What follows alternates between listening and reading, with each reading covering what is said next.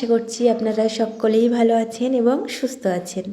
আজ আমার আরও একটি নতুন ব্লগে আপনাদের সকলকে অনেক স্বাগত জানাই। আশা করছি আমার আজকের ব্লগটি আপনাদের সকলের ভালো লাগবে। আজ রবিবার, তবে ভিডিওটি ছিল 25শে ডিসেম্বর, বার ছিল বৃহস্পতিবার, টাইম ছিল ওই বিকাল 3টে থেকে ভিডিওটি শুরু করেছিলাম। তবে সময়ের অভাবে ভিডিওটি এডিট করা হয়ে ওঠেনি। তবে বৃহস্পতিবারে সকাল থেকে 3টে পর্যন্ত ভিডিও করেছিলাম, সেই ভিডিওগুলি পোস্ট করা হয়ে গেছে। তবে 3টে থেকে রাত পর্যন্ত যে ভিডিও করেছিলাম সেগুলি আর এডিট করা হয়ে ওঠেনি। ঘুরতে গেছিলাম সুন্দরবনের ছোট্ট একটি অঞ্চল বালি। সেখানে একটি অসাধারণ গাছ, একটি খেজুর গাছ, তবে তার মুখ আছে 8টি। দেখতে অসাধারণ লাগছিল। গাছের সম্বন্ধে আমি বেশি কিছু জানি না, তবে যেটুকু শুনেছি বা জেনেছি আপনাদের সঙ্গে শেয়ার করব। আমি যে গাছের সামনে দাঁড়িয়ে আছি এটা কিন্তু নর্মাল কোনো গাছ না, এটা হচ্ছে আটেশ্বর মন্দির। কাছে গেলে জুতো খুলেই যেতে হবে, যেহেতু এটা মন্দির।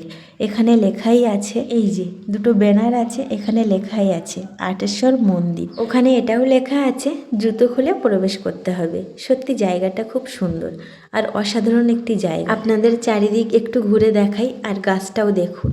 একটি খেজুর গাছের 8টি মুখ।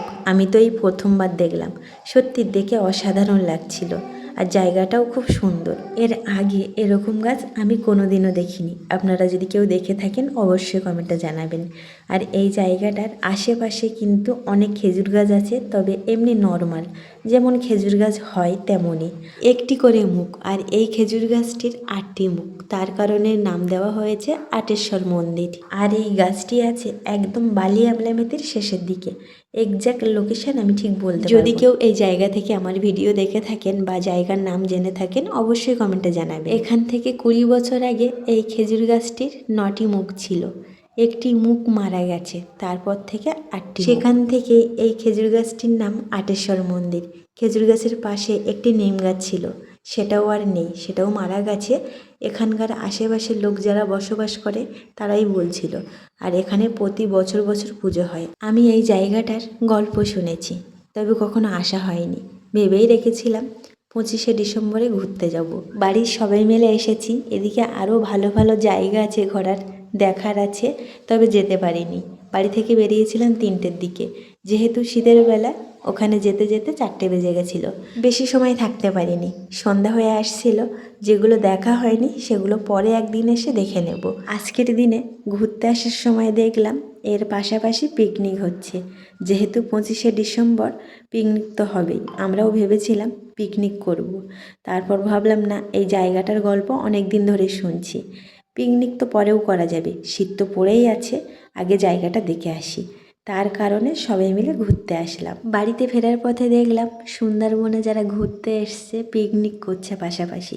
বেশ ভালো লাগছে, অন্য দেশ থেকে আমাদের দেশে ঘুরতে এসে পাশাপাশি পিকনিক করছে। আর ঘুরতে যাওয়া মানে ঠান্ডার সময় পিকনিক তো হবেই। আর আমাদের এদিকে বেশ ভালো ভালো জায়গা আছে পিকনিক করার, ঘোরার তো অনেক জায়গা আছে। বাড়িতে এসে সবাই মিলে একটু রেস্ট নিলাম, তারপরে চলে এলাম রান্নাঘরে রান্নার কাজে। এদিকে চলছে মশলা তৈরি, সবাই মিলে হাতে হাতে করছি। আমি এদিকে বসিয়ে দিয়েছি গন্ধরাজ চিকেন। আজকে চিকেন মাটন দুটোই রান্না হবে, যেহেতু মাটন আমি খাই না তার কারণে চিকেন রান্না করছি। আর এদিকে পরিষ্কার করে ধুয়ে রাখা হয়েছে মাটন, একটু জল সরতে দেওয়া হয়েছে। এখানে আছে মাটনের মশলা, যা যা লাগবে মোটামুটি সব তৈরি করা হয়ে গেছে।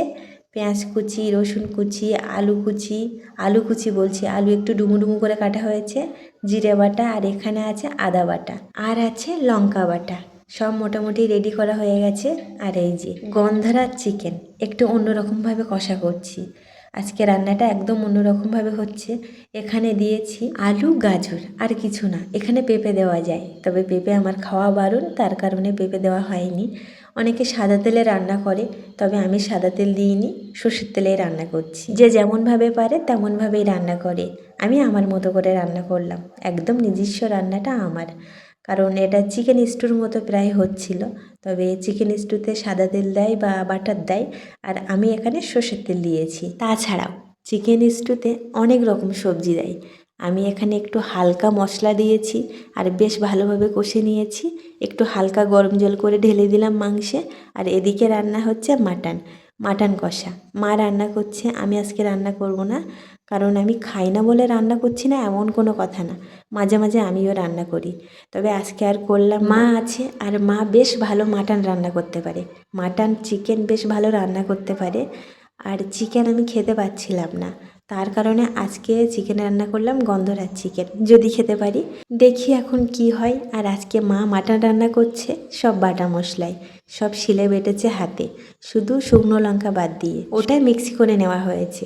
তবে বাটা মশলা দিয়ে উনানে রান্না করলে তার স্বাদ আবার আলাদা, এমনিতেও বাটা মশলার স্বাদ পুরোটাই আলাদা।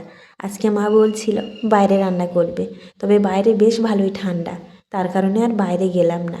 আবার আজকে থেকে তো একটু একটু করে দিন বড় হবে, রাত ছোট হবে, বড়দিন বলে কথা।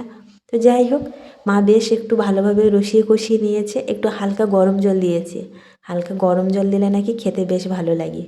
এই যে রান্না মোটামুটি সব কমপ্লিট হয়ে গেছে, মাটন একটু লাল লাল হয়েছে আর গন্ধরাজ চিকেন একটু কষা কষা হয়েছে, খেতে বেশ ভালো হয়েছিল। তবে তার সঙ্গে আছে আলু মাখা, একটু আলু মাখা করেছিলাম, আলু সেদ্ধ দিয়েছিলাম ভাতে। চিকেন যদি না খেতে পারি ওটা হাতে রেখেই দিয়েছিলাম। দুপুরের তরকারি একটু একটু করেই রান্না করেছিলাম, যেহেতু রাতের বেলা চিকেন মাটন দুটোই হবে, দুপুরের তরকারি তখন আর কেউ খাবে না। তো যাই হোক, চলুন আজকের ভিডিওটি রাতের খাওয়া দাওয়া করতে করতেই শেষ করলাম। সবাই ভালো থাকবেন, সুস্থ থাকবেন, দেখা হচ্ছে নতুন কোনো দিন নতুন কোনো একটি ভিডিওর সঙ্গে। তবে আজকের ভিডিওটি কেমন লাগলো অবশ্যই কমেন্টে জানাবেন, ভালো লাগলে একটি লাইক করে দেবেন এবং সাবস্ক্রাইব করে দিয়ে আমার ছোট্ট চ্যানেলটির পাশে থাকবেন। আজকের মতো সবাইকে টাটা।